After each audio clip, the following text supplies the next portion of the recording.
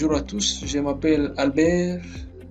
Voilà, nous sommes en train d'atterrir en ce qui concerne les boucles en Python et en C#. Nous allons voir notre dernière boucle, la boucle for each. Mais je dois préciser que pour le langage Python, cette boucle n'est pas nécessaire comme la boucle précédente. Elle n'est pas nécessaire parce que pour Python, for fait déjà tout ce travail-là. Il suffit de savoir comment le présenter et tout cela se passe bien.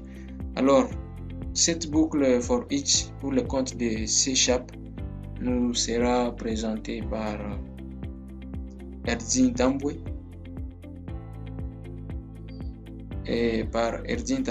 et je vous prie de bien les suivre. Erdi, on y va. Bonjour à tous, c'est Erdine Tambwe. Nous allons parler de la boucle for each, la dernière boucle. La boucle for each. La boucle for each pour anglais et pour chaque en français. Cette boucle opère dans des collections d'objets. Par exemple, un tableau ou un autre type de liste. Par exemple, des array listes que nous allons utiliser dans cet exemple. Je sais, vous n'avez pas d'expérience dans les tableaux ou des array listes, mais ils permettent de stocker des objets à grande échelle. Vous voyez, on peut stocker beaucoup d'histoires dans un tableau sur un seul nom de variable ou un type. Alors, je vais vous montrer la syntaxe de la boucle for each. Alors, for each, voilà, elle est juste là. Voilà, elle a deux parties, je dirais. La première partie, c'est la déclaration de la boucle d'une variable, la déclaration d'une variable qui s'appelle items et le nom de la collection dans laquelle on va itérer. On va entrer, donc on va parcourir, si je peux le dire. Alors, comme j'ai dit que nous allons utiliser des array listes, faisons un petit exemple. Créons une array list. Les array listes, pour le moment, je sais que vous n'avez pas encore, mais ce sont des system collection. Ils se trouvent dans, vous voyez directement, il est importé using system collection. Ce sont des collections d'objets. Alors, on va l'appeler liste et que nous allons l'instancier.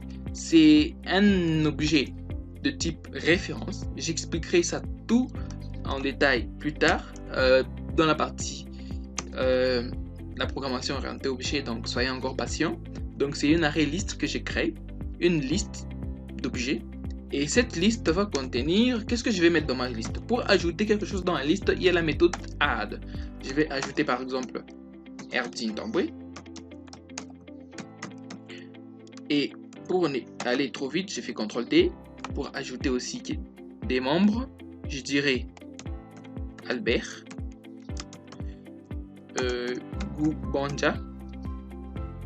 Goubanja, voilà, Yemi Azur, j'ajoute aussi Yemi Azur,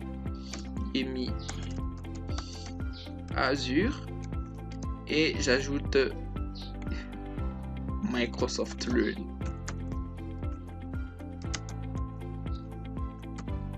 Voilà, très intéressant. Voilà ma collection d'objets.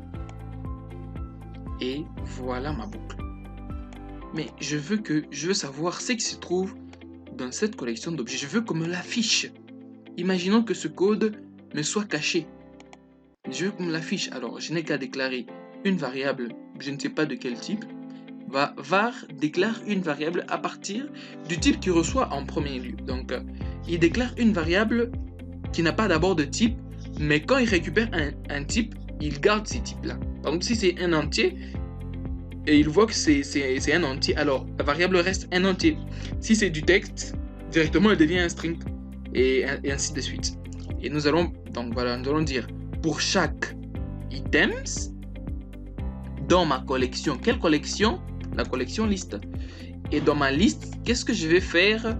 Dans ma liste, nous allons afficher. Qu'est-ce que nous allons afficher? Items. Nous allons afficher items. Voilà. Exécutons notre code et voyons ce que ça produit. Waouh. Les résultats attendus. Et nous retourne exactement ce qui se trouve dans notre liste.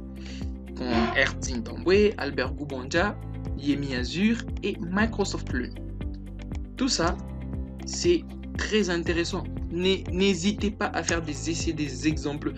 Mettez-vous à les modifier. Posez des questions, laissez des commentaires. Je serai là pour vous répondre. Donc, n'oubliez pas aussi de mettre un pouce à cette vidéo et à la partager avec les autres et de vous abonner à notre chaîne pour des prochaines vidéos. On allait terminer en beauté comme ça, mais il me reste quelque chose que je dois vous parler qui est très important, qui est très utilisé dans le boucle. Il y a l'instruction break et l'instruction continue. Donc dans la prochaine vidéo, avant de finir avec les boucles, nous allons parler de ces deux instructions. Donc je vous attends avec impatience dans la prochaine vidéo. Donc alors je vous dis à la prochaine.